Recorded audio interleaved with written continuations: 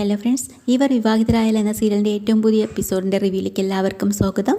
അങ്ങനെ നമ്മുടെ ഭവാനിയാണെങ്കിലേ നമ്മുടെ അച്യുതൻ താമസിക്കുന്ന വീടിൻ്റെ അടുത്ത് 2 വാടകക്കാരുണ്ടായിരുന്നല്ലോ.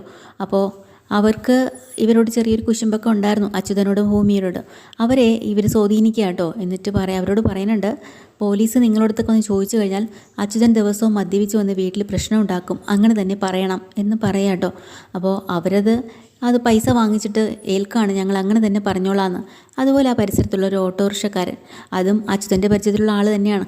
അയാളെയും ഭവാനി സ്വാധീനിച്ചിട്ട് അയാൾക്കും പൈസയൊക്കെ കൊടുത്തിട്ട് ഫോണിൽ കൂടെ വിളിച്ച് പറയാണ്, പോലീസ് വിളിച്ച് നിങ്ങളോട് അന്വേഷിക്കുമ്പോൾ നിങ്ങൾ ഉറപ്പായിട്ടും പറയണം നിങ്ങളാണ് അച്യുതന് മദ്യം വാങ്ങി കൊടുത്തതെന്ന് പറയണം.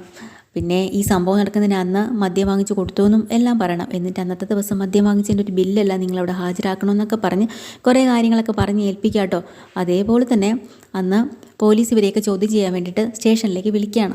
അപ്പോൾ ഈ ഭാര്യയും ഭർത്താവും പറയേണ്ടത്, അയാളെ മദ്യപിക്കുന്ന ആൾ തന്നെയാണ്, എന്നും കുടിച്ചും കൊണ്ട് വന്ന് വീട്ടിൽ വഴക്കും ബഹളവും ഭാര്യ എടുത്തിട്ട് അടിക്കുകയൊക്കെ ചെയ്യും, ഞങ്ങൾ പലതവണ കണ്ടിട്ടുമുണ്ട്, ചുമ്മാ കള്ളം പറയല്ലേ എന്ന് വീണ്ടും പോലീസ് നമ്മൾ അജയ് ചോദിക്കുന്നുണ്ട്. ആരെങ്കിലും പഠിപ്പിച്ചതുപോലെ നിങ്ങൾ പറയണുണ്ടല്ലോ. അങ്ങനെയല്ല സാർ, സത്യാവസ്ഥയാണ് ഞങ്ങൾ പറഞ്ഞത്. ശരി, ഇനി വീണ്ടും കാര്യങ്ങൾ ചോദിക്കാൻ ഞങ്ങൾ വിളിക്കും, അപ്പോഴും വന്നേക്കണം. അതുപോലെ ഓട്ടോറിക്ഷ ഡ്രൈവറെ വിളിച്ച് കാര്യം ചോദിക്കുകയാണ് കേട്ടോ. അപ്പോൾ ഓട്ടോറിക്ഷ ഡ്രൈവറും പറയുന്നുണ്ട്, ഞാൻ അച്ചുവേട്ടന് മദ്യം വാങ്ങി കൊടുത്തത് ഞാൻ തന്നെയാണ്, പിന്നെ അദ്ദേഹം എന്നോട് ആവശ്യപ്പെട്ടിട്ടാണ് ഞാൻ വാങ്ങിക്കൊടുത്തത്, അതിന് ബില്ല് വരെ എൻ്റെ കയ്യിലുണ്ടെന്ന് പറഞ്ഞെടുത്ത് അജയന് കൊടുക്കുക. അപ്പോൾ അജയൻ ചോദിക്കുന്നുണ്ട്, ബില്ലൊക്കെ നിങ്ങൾ എന്തിനാണ് ഇത്രയും ദിവസമായിട്ട് സൂക്ഷിച്ച് വെച്ചേക്കണേ? അതല്ല, ഇത് വാങ്ങിക്കൊടുത്തതിൻ്റെ അന്നാണ് ഈ സംഭവമൊക്കെ ഉണ്ടായത്. അപ്പോൾ അന്ന് എൻ്റെ വണ്ടിയിൽ ഈ ബില്ല് കിടപ്പുണ്ടായിരുന്നേ, പിന്നെ എന്തെങ്കിലും ആവശ്യം വന്നാലോ എന്ന് വെച്ച് ഞാൻ സൂക്ഷിച്ച് വച്ചേക്കായിരുന്നു, അങ്ങനെ സംഭവിച്ചതാ. പിന്നീട് ഇത് മാറ്റി പറയരുത്, പോസ്റ്റ്മോർട്ടം റിപ്പോർട്ട് വരുമ്പോഴത്തേക്കും നമ്മളിതെല്ലാം അറിയുമല്ലോ, അപ്പോൾ മാറ്റി പറയില്ല എന്ന് പറയാട്ടോ. അങ്ങനെ കള്ള മൊഴികളും സാക്ഷികളും ഒക്കെ പറഞ്ഞിട്ട് ഇവരൊക്കെ പോവുകയാണ്. ഇതെല്ലാം ഭവാനിയുടെ കളിയാട്ടോ, പൈസ വാങ്ങിച്ചിട്ടാണ് ഇവരിതെല്ലാം ചെയ്യുന്നത്. അത് കഴിഞ്ഞ് നമ്മുടെ ഭൂമിയാണെങ്കിൽ ഉറപ്പിച്ച് വെച്ചിട്ടുണ്ട് എന്തായാലും അമ്മയെ പുറത്തിറക്കണമെന്നുള്ളത്. അങ്ങനെ അമ്മയെ കാണാനായിട്ട് ജയിലിൽ വരുന്നുണ്ട് കേട്ടോ. കാരണം സ്വന്തം കൈ കൊണ്ടുണ്ടാക്കി കുറച്ച് ഭക്ഷണമൊക്കെ ഉണ്ടാക്കിക്കൊണ്ടാണ് വരുന്നത്. വരുമ്പോൾ അമ്മ ജയിലിൽ കിടക്കുന്ന കാര്യം കാണുമ്പോൾ തന്നെ പഴയ കാര്യങ്ങളൊക്കെ ഓർത്തെടുക്കുകയാണ്, തന്നെ വളർത്തിയതും ഒക്കെ എടുത്തുകൊണ്ട് നടത്തിയത് ഇങ്ങനെയുള്ളതൊക്കെ. അപ്പോൾ തന്നെ ഭൂമിയുടെ കണ്ണ് നിറഞ്ഞു. എന്നാലും അമ്മയുടെ മുമ്പിൽ കരയാൻ പാടില്ലല്ലോ എന്ന് വെച്ച് ധൈര്യം സംഭരിച്ച് നിൽക്കുകയാണ് കേട്ടോ. അംബിക ചോദിക്കുകയാണ്, മോളെ എന്താ കാര്യം ചോദിക്കുമ്പോഴാണ് പറയണം, അമ്മ ഞാൻ ഇന്ന് കൊണ്ടുവന്ന എൻ്റെ കൈ കൊണ്ട് തന്നെ ഉണ്ടാക്കിയ ഭക്ഷണമാണ്, അമ്മ ഇത് കഴിക്കണം, എനിക്കിത് വേണ്ട മോളെ എന്ന് പറയണമെങ്കിലും ഭൂമി അത് വാരി കൊടുക്കുകയാണ് കേട്ടോ. ഭൂമിക്ക് അവിടെ കുറച്ച് സ്വാതന്ത്ര്യമൊക്കെ ഉള്ളത് കൊണ്ട് തന്നെ ഭൂമി ധൈര്യമായിട്ട് അത് ചോറൊക്കെ വാരി കൊടുക്കുകയാണ്. അത് കഴിക്കണുണ്ട് 1-2 വാ.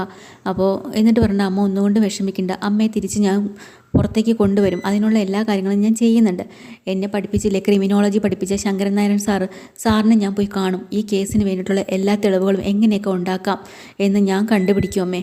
പിന്നെ പോലീസുകാരൊക്കെ പറയുന്ന പല കാര്യങ്ങളും തെളിവുകളൊക്കെ പറയുന്നുണ്ടല്ലോ, അമ്മയാണ് പ്രതിയെന്ന്.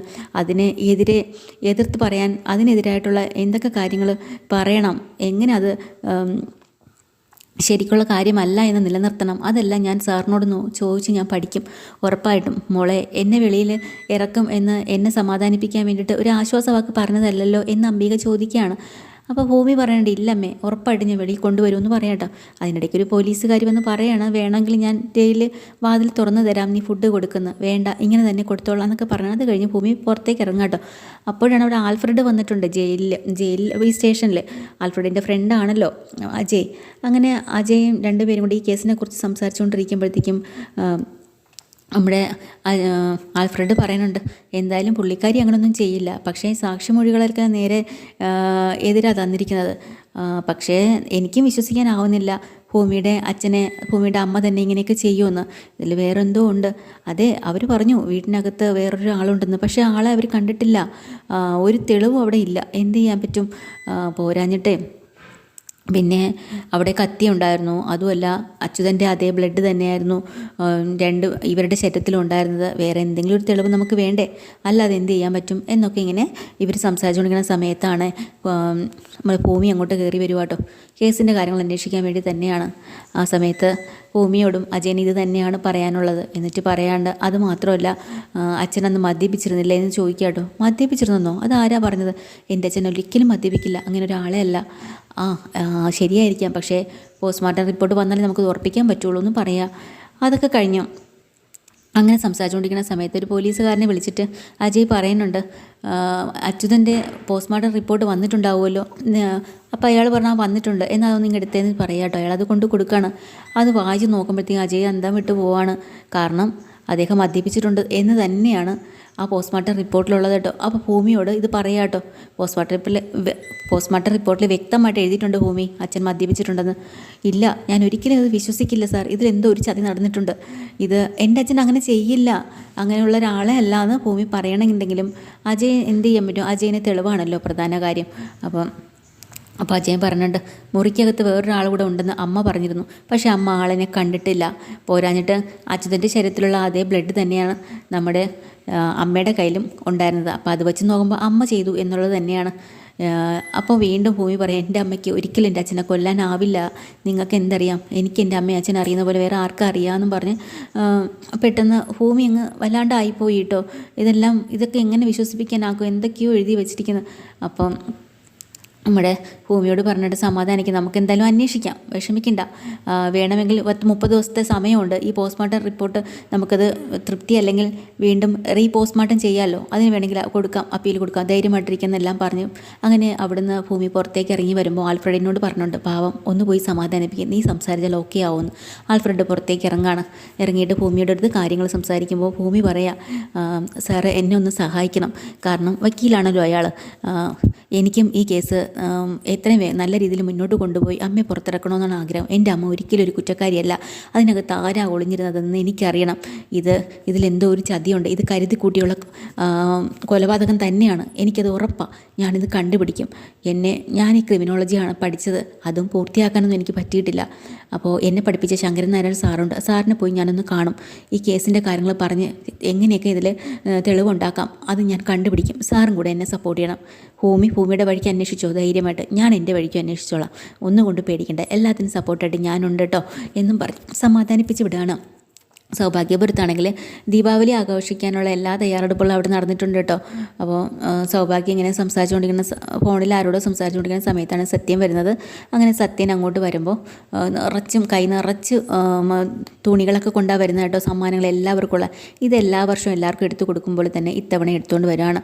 അപ്പം നമ്മുടെ ഭവാനി പറയുന്നുണ്ട് മോളോട്, അഞ്ജന എന്തേ വരുന്നുണ്ടെന്നില്ല വല്യച്ഛൻ, കൈ നിറച്ചുണ്ടല്ലോ സമ്മാന പൊതികൾ, അവർക്ക് ഇഷ്ടപ്പെടുന്നില്ലല്ലോ, അന്നേരം കൊണ്ടുവന്നതെല്ലാം എല്ലാവർക്കായിട്ട് എടുത്തു കൊടുക്കാനായിട്ട് സൗഭാഗ്യ അമ്മ പറയാണ്. അങ്ങനെ ഓരോന്നായിട്ട് എടുത്ത് കൊടുത്തുകൊണ്ടിരിക്കാണ്ട് ഓരോ അഞ്ജനയ്ക്കുള്ളത് ഓരോരുത്തർക്ക്. അന്നേരം ഈ ഭവാനിക്കുള്ളത് കൊടുക്കാൻ വേണ്ടിയിട്ട് കൈ നീട്ടുമ്പോൾ ഭവാനി തുറച്ച് നോക്കുകയാണ് കേട്ടോ. ഭവാനിക്ക് ഭയങ്കര വെറുപ്പാണല്ലോ നമ്മുടെ സത്യന്. എന്നിട്ട് അപ്പോൾ അമ്മ അവിടെ നിന്നുകൊണ്ട് പറയും, എന്താ ഭവാനി നീ ഇങ്ങനെ നോക്കി നിൽക്കുന്നത്, സമ്മാനം കൊണ്ട് തന്നിട്ട് നീ എന്താ വാങ്ങാത്തത്, എല്ലാ വർഷവും അവൻ എല്ലാവർക്കും വാങ്ങി കൊടുക്കുന്നതല്ലേ, അവന് വേറെ ആരാ വാങ്ങിക്ക് ഭവാനി എന്ന് പറയാട്ടോ. ഭവാനിയാണെങ്കിൽ ഒന്ന് ചൊറഞ്ഞ് നോക്കിയിട്ട് അപ്പം തന്നെ നമ്മുടെ സത്യൻ്റെ മനസ്സങ്ങ് വല്ലാണ്ടായിപ്പോയി, ഒരൊറ്റ പോക്കങ്ങ് കയറി പോവാണ്. അതോടുകൂടി സത്യൻ മനസ്സ് പ്രയാസപ്പെട്ട് അങ്ങ് ആയിപ്പോയി കേട്ടോ. പെട്ടെന്ന് അഞ്ജന പോയി പറയണം, വല്യച്ഛൻ അതിങ്ങി തന്നെ, ഞാൻ കൊണ്ട് അമ്മേരെ കൊടുത്തേക്കാം, ഇതൊന്നും കാര്യമാക്കണ്ടെന്ന് പറയാണ്.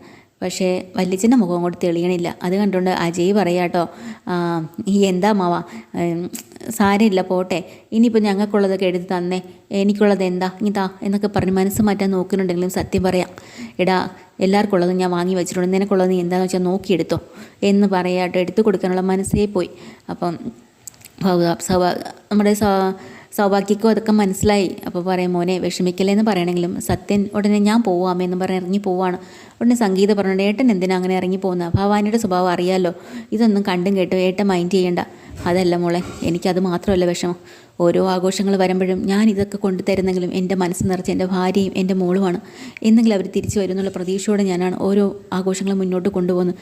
എന്തിനാ വെറുതെ, എനിക്ക് വയ്യ, ഞാൻ ഇനി ഇതിലൊന്നും നിൽക്കുന്നില്ല എന്ന് പറഞ്ഞ് പോവുക. അവസാനം അമ്മയ്ക്ക് സങ്കടമായി പുറത്ത് വന്നിട്ട് നമ്മുടെ സത്യനെ വിളിക്കുക കേട്ടോ, മോനെ നീ വാടാ, പറ്റൂ ആഹാരമെങ്കിലും കഴിച്ചിട്ട് പോ, അല്ലെങ്കിൽ പിന്നെ ഞങ്ങൾ ഇവിടെ കഴിച്ചാൽ നമുക്കൊരു സമാധാനം കിട്ടില്ല, അമ്മയ്ക്ക് വേണ്ടിയെങ്കിലും നീ കയറി വാടാ എന്ന് പറഞ്ഞ് വിളിക്കട്ടോ. അങ്ങനെ സത്യന വല്ലാത്തൊരു മനസ്സോടുകൂടി അമ്മയ്ക്ക് വേണ്ടിയിട്ട് വീട്ടിലേക്ക് തിരിച്ച് കയറി വരുവാണ്. ഇതാണ് ഇന്നത്തെ എപ്പിസോഡിലോട്ട്. ഡീറ്റെയിൽഡ് എപ്പിസോഡുമായി വീണ്ടും വരാം. ചാനൽ ഇഷ്ടമായി ലൈക്ക് ചെയ്യുക, സബ്സ്ക്രൈബ് ചെയ്യുക. Thank you.